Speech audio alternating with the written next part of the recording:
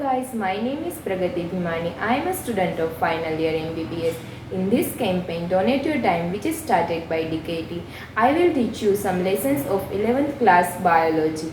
So in this particular lesson, we will start with first lesson, which is the living world. So let's begin.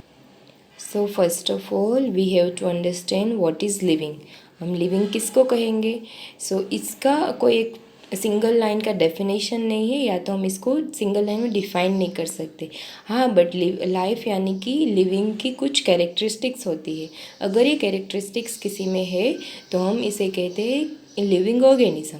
So which are this characteristics? So they are growth, reproduction, responsiveness, cellular organization, consciousness, adaptation, metabolism and much more than this. सो अब हम इनमें से जो कुछ बहुत important है इसके बारे में थोड़ा बहुत डिटेल में स्टडी करेंगे। So let's start with growth. So what is growth? Growth is increase in mass and number. So organism which increase in mass and increase in number of cells, so उसे हम कहते हैं growth. यानी कि कोई organism की size भी बढ़ रही है और उसके सेल्स के नंबर भी बढ़ रहे हैं, तो उसको हम कहेंगे उस ऑर्गेनिज्म की ग्रोथ हो रही है। So there is some difference between growth in plants and animals. So in plants they grow throughout their life and in animals they grow up to certain age. यानी कि plant में पूरी उसके life के पूरी life तक उसकी growth होती रहती है, एंड एनिमल में डिफरेंट एनिमल में स्पेसिफिक एज तक ही वो ग्रो कर पाते हैं, उसके बाद उसकी ग्रोथ रुक जाती है। जैसे कि ह्यूमन में most of the growth puberty तक हो जाती है, उसके बाद मोस्टली कोई ग्रोथ नहीं दिखाई देती।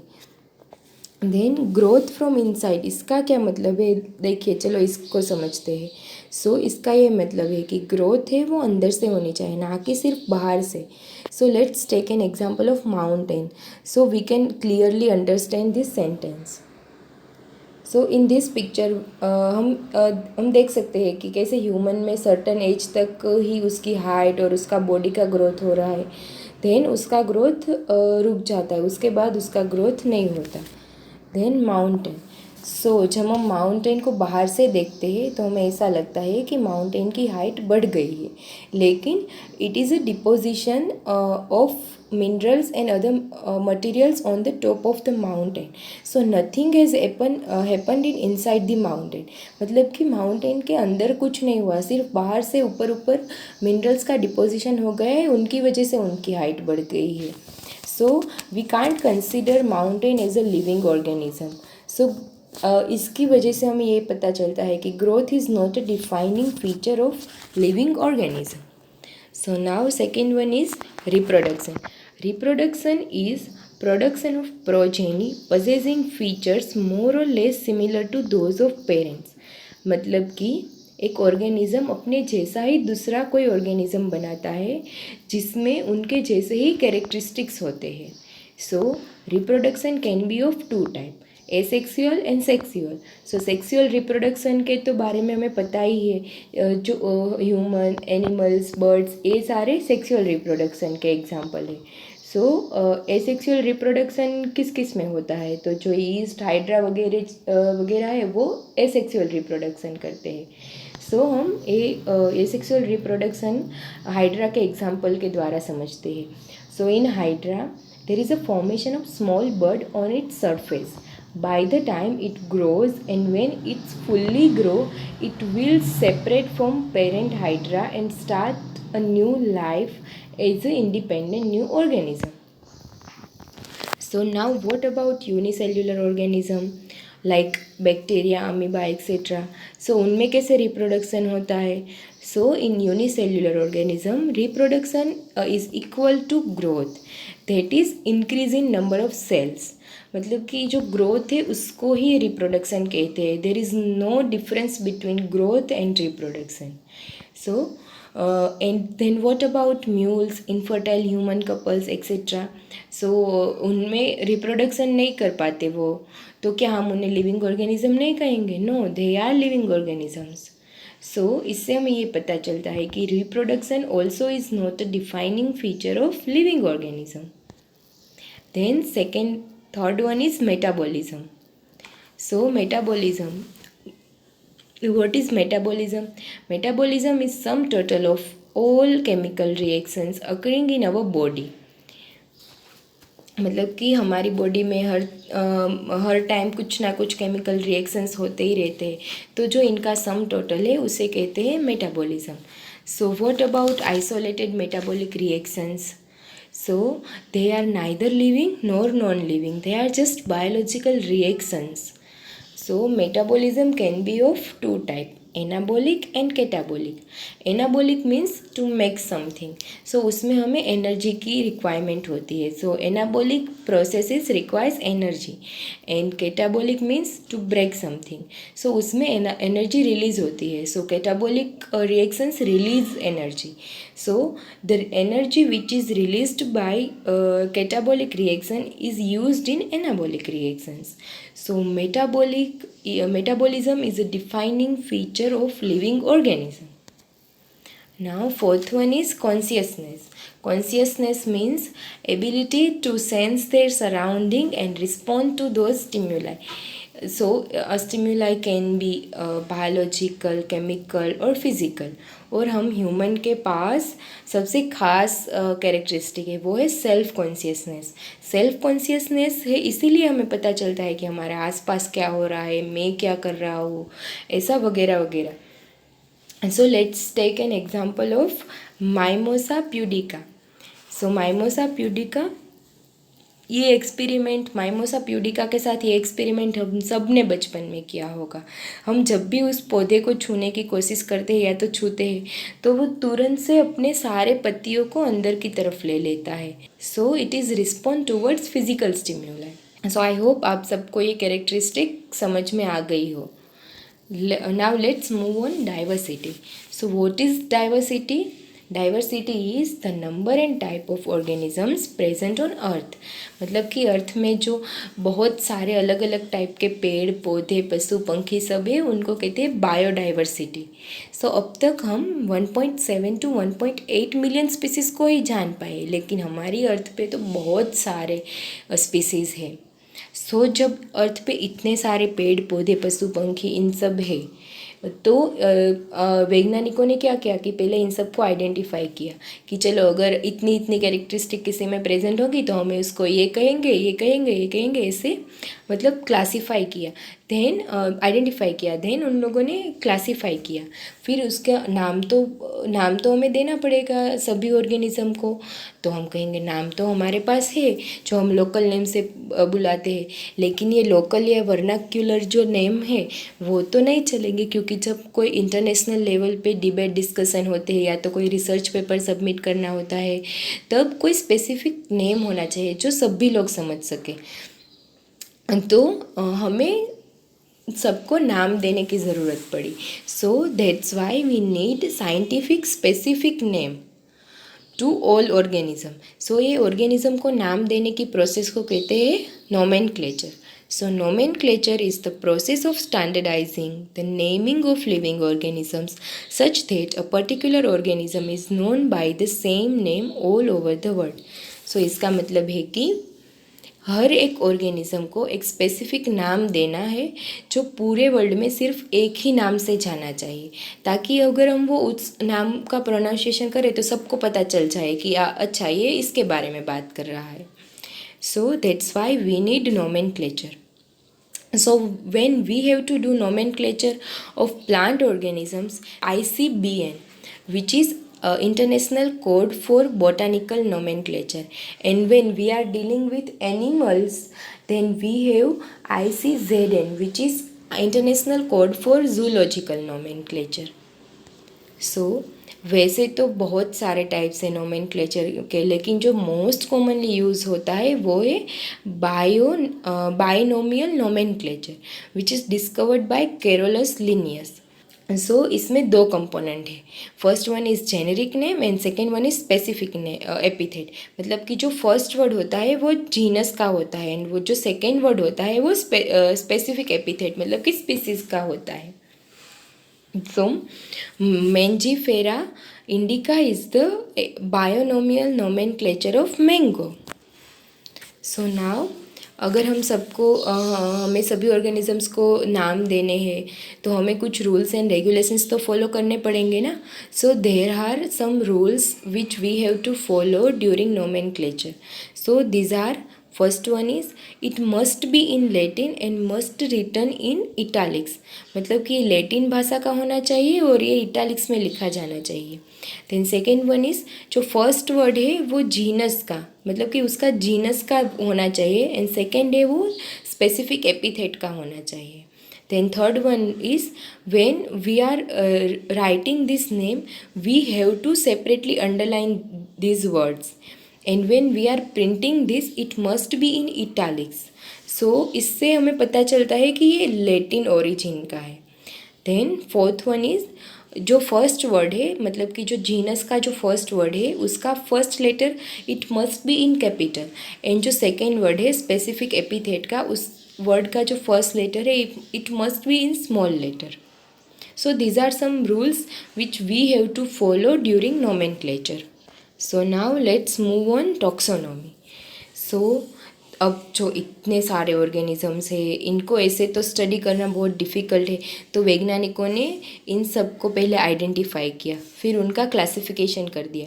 तो इन सब का क्लासिफिकेशन करने के लिए कुछ रूल्स एंड रेगुलेशंस तो होते होंगे जो इन लोगों ने फॉलो किए होंगे. So the branch which deals with the study of principles and procedures of classification, उसको हम टॉक्सोनॉमी कहते हैं. मतलब कि जो ब्रांच में ऐसे क्लासिफिकेशन के लिए प्रिंसिपल्स और प्रोसीजर्स है उनका स्टडी किया जाता है, उनको टॉक्सोनॉमी कहते हैं. Then what is taxonomic hierarchy? In taxonomic study, each and every known organism is an appropriate place in a systemic framework of classification, which is called by taxonomic hierarchy. So हम एक simple example लेते हैं ताकि आपको ये बहुत अच्छे से समझ में आ जाए. So when we have to find that one particular place belongs to which continent, तो हम सबसे पहले क्या करेंगे? So then we first start from the city to this place is belong. पहले हम जो प्लेस है उसका सिटी फाइंड करेंगे कि अच्छा ये प्लेस कौन से सिटी में है. देन हम उसका डिस्ट्रिक्ट फाइंड करेंगे. देन हम उसका स्टेट फाइंड करेंगे. Then country and then finally continent. तो ऐसे ही सब ऑर्गेनिज्म को हमने ऐसे पूरा क्लासीफाई कर दिया ताकि हम अच्छे से उनका स्टडी कर पाए. So this is called taxonomic hierarchy. जो ऑर्गेनिज्म के लिए है उसको कहते हैं taxonomic hierarchy. So what is taxonomic category? तो जैसे हमने देखा डिस्ट्रिक्ट, स्टेट, कंट्री, कॉन्टिनेंट, उसमें क्या जो ये पूरा एक साइकिल बनता है उसको हम हायरार्की कहते हैं. एंड जो ईच एंड इंडिविजुअल स्टेप है लाइक डिस्ट्रिक्ट, स्टेट, उसको हम कैटेगरी कह सकते हैं. तो इसी तरह जो टॉक्सोनॉमिक हायरार्की में जो ईच एंड एवरी ग्रुप है उसको हम टॉक्सोनॉमिक कैटेगरी कहेंगे. So then what is taxon? So taxonomic group of any rank which represents real biological organism, उसको हम टैक्सॉन कहेंगे. So this is the taxonomic hierarchy which starts with species, then genus, family, order, class, phylum, kingdom, and last is domain. So when we goes from species to kingdom, similarities will decrease, and when we go from kingdom to species, similarities will increase. मतलब कि species has more similarities and kingdom has least similarities. ये आपको याद रखना है क्योंकि MCQ में बहुत बारी पूछा जाता है. Now let's move on taxonomic aids. So what is taxonomic aids? Collection of actual specimen of plants and animals species which is prime source of taxonomic study. मतलब कि एड्स मतलब कि जो हमें हेल्प करते हैं. तो बेसिकली जो हमें इस ऑर्गेनिज्म की स्टडी करने में हेल्प करेंगे, मतलब कि जहाँ से हम स्टडी रिसोर्स ले सकते हैं, उन सब को हम टॉक्सोनॉमिक एड्स कहेंगे. So this are herbarium, botanical gardens, museum, zoological park, की एक्सेट्रा एक्सेट्रा. सो अब हम इन सब के बारे में थोड़ा बहुत जान लेते हैं. So first one is herbarium. So herbariums are for plant. मतलब कि हर्बेरियम में सिर्फ प्लांट्स के स्पीसीज ही होते हैं, एनिमल्स को हम हर्बेरियम में नहीं प्रिजर्व कर सकते। So herbarium is a store house of collected plant specimens that are dried, pressed, preserved on seeds. So हम इसको एक एग्जाम्पल उसका लेते हैं ताकि आपको अच्छे से समझ में आ जाए। हम सब ने बचपन में कई बार किसी फूल को, जो कोई फूल हमें पसंद आया, उसे हम अपनी बुक के पेजेस के बीच में रख देते हैं। फिर हम थोड़े दिन बाद उस बुक को खोलते हैं तो हम देखते हैं कि वो पूरा ड्राई हो चुका है, लेकिन फिर भी उसके फीचर्स एज इट इज़ है। सो इसी तरह हर्बेरियम सीड्स बनाई जाती है, फिर उनको स्टोर किया जाता है, और जो वहाँ जहाँ पे उसको स्टोर करते हैं उसको हर्बेरियम कहते हैं। So which information we can find from herbarium seeds? So these are the date and place of collection, English local and botanical names, family, collector names, etc. तो ये सारी चीज़ें हमें हर्बेरियम सीड से पता चलती है। सो this is the herbarium seed. आप यहाँ पे देख सकते हैं कि जो प्लांट्स है वो पूरे येलो कलर के हो चुके हैं, क्योंकि हम इसको ऐसे सीड्स में रख देते हैं तब उनका जो ग्रीन कलर है वो चला जाता है, एंड हम प्लांट को एज इट इज़ ऐसे प्रिजर्व कर सकते हैं। और यहाँ पे आप राइट साइड पे देख सकते हो कि जो हमने देखा कि हर्बेरियम सीड में कौन कौन सी इन्फॉर्मेशन अवेलेबल होती है वो सब लिखा हुआ है। सो this is the herbarium seed. Now second one is botanical garden. So botanical gardens are for plants. So these are also for plants. But जो हर्बेरियम है उसमें ड्राइड, मतलब कि ऑलमोस्ट डेड प्लांट को प्रिजर्व करते हैं, और बोटानिकल गार्डन में हम जो लिविंग प्लांट्स हैं उनको प्रिजर्व करते हैं। So this are the collection of living plants. और जो यहाँ पे हम जो एंडेमिक स्पीसीज़ होते हैं प्लांट्स के उसको भी प्रिजर्व करते हैं, और जो एंडेंजर्ड स्पीसीज़ होते हैं उनको भी प्रिजर्व करते हैं। मतलब कि ऐसे बहुत सारे लिविंग प्लांट्स को हम प्रिजर्व करते हैं। So Royal Botanical Garden is one of the largest botanical garden in the world. Then in India we have National Botanical Research Institute in Lucknow and many more. This is the photograph of botanical garden in Lucknow. Then third one is museum. So museums are for plants and animals. So dead plants and animals are preserved in container or in jar in formalin as a preservative solution.